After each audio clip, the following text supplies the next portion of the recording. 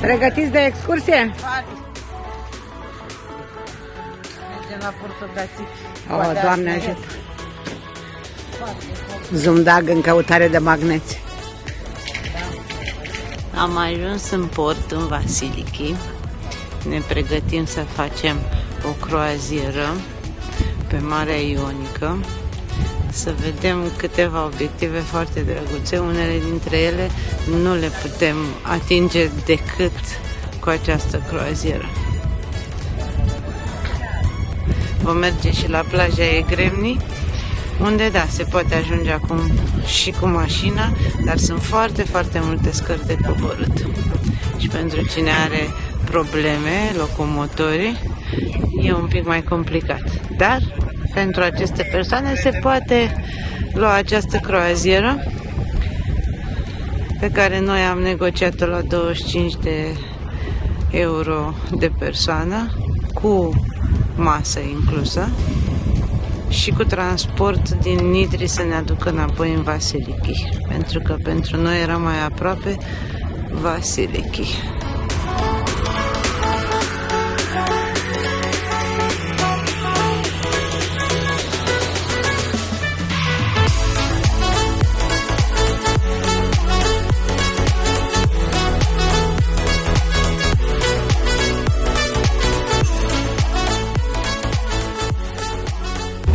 Să nu fie valuri și să ajungem și pe acele două insule, Egremni și Portocațichi. Din păcate, vremea nu a ținut cu noi și pentru faptul că au fost valuri mari, a fost prea riscant să ajungem la aceste două insule mult râvnite de toată lumea.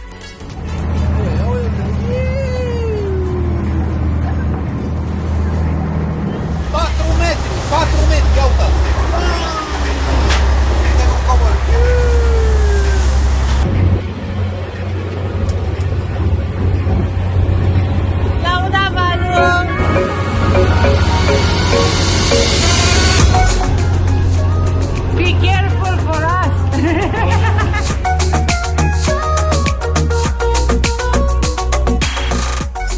Dar norocul a fost de partea noastră, pentru că la finalul plimbării, Zoom a vorbit cu agenția de unde cumpărasem excursia și am reușit să obținem încă una gratuită 2 zile mai târziu, ca să putem ajunge și noi la plajele Egremni și Portocațichi.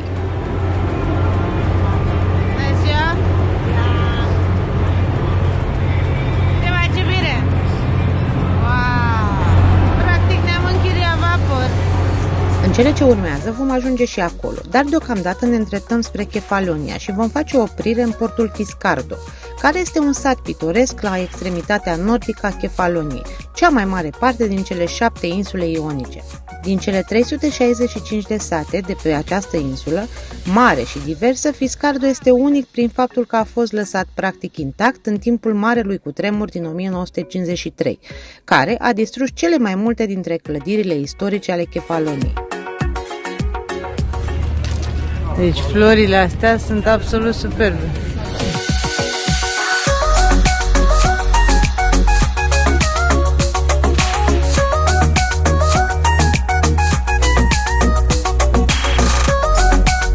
După o plimbare prin micul și frumosul port, abia așteptăm să mâncăm frozen yogurt. N-ai cum să ratezi. Dacă vii în Grecia să nu mănânci un frozen yogurt, e cel mai bun. Aici găsiți o multitudine de arome și combinații care o să vă bucure papilele gustative. Suntem în Kefalonia și deja am înghețat, să iau Frozen yogurt. foarte, cea mai bună înghețată. Gata cu plimbările, ne întoarcem la croaziera noastră pe mare. Și ne îndreptăm către insula Itaca, unde vom face o oprire pentru a ne bucura de una din cele mai speciale și sălbatice plaje din punctul nostru de vedere. La care terestru nu prea pare că ai cum să ajungi. Super!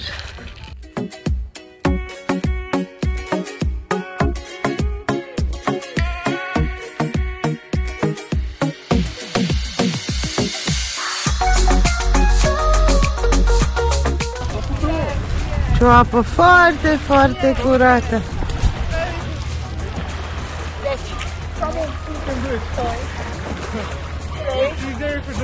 Trei și un sfert?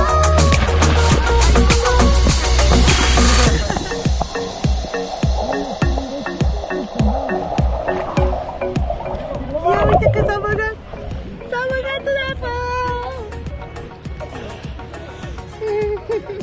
Nu pune mâna pe mine. Mă lasă să pun mâna pe el, auzi!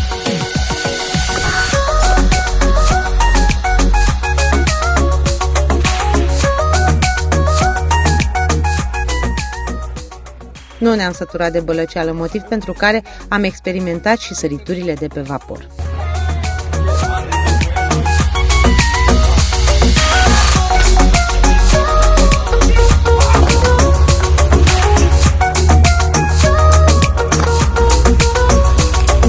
Și ca să păstrăm ordinea opririlor, deschidem o paranteză și vom merge acum către mult așteptatele plaje Egremni și Portocațichi. Am ajuns la plaja Egremni. La care trebuia să ajungem în prima excursie. Da, asta e plaja. Am povestit, știe lumea.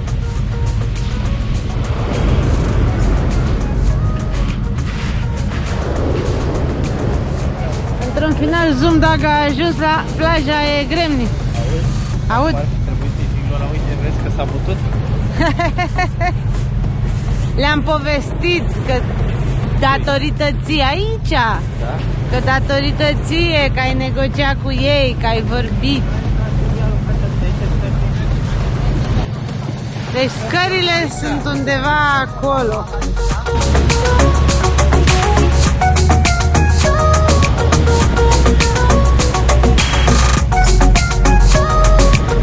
Gata cu bălăceala și aici. Mergem către Portocațichi,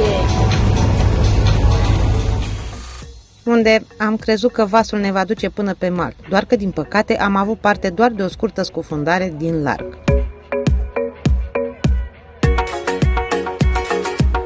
Gata, am venit și la Portocațichi. Noroc că noi am fost inspirați și am vizitat plaja Portocațichi cu mașina într-o altă zi.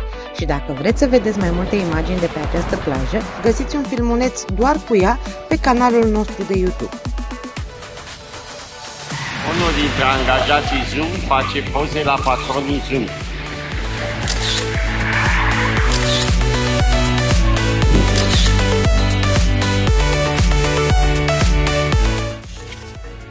Gata, închidem paranteza și ne îndreptăm către următoarea oprire.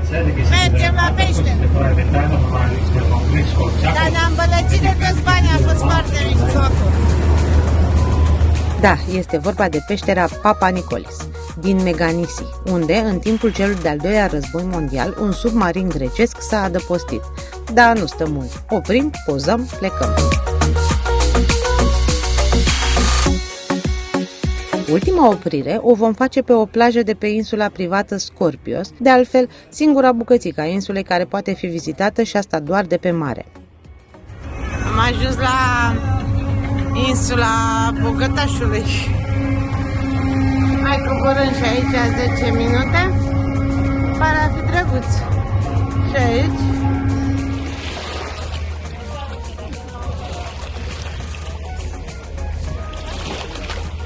E caldă sau rece? E bine, dar ne-am încălzit noi pe vapor.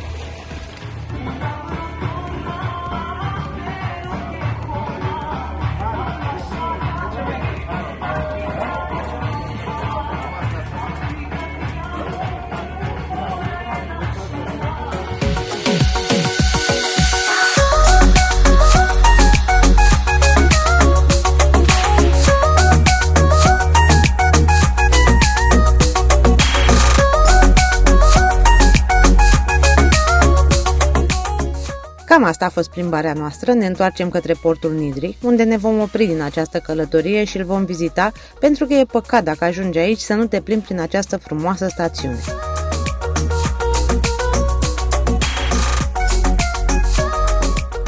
Noi vă pupăm de aici din paradis, dar rămâneți cu ochii pe noi, pentru că vă pregătim și alte surprize.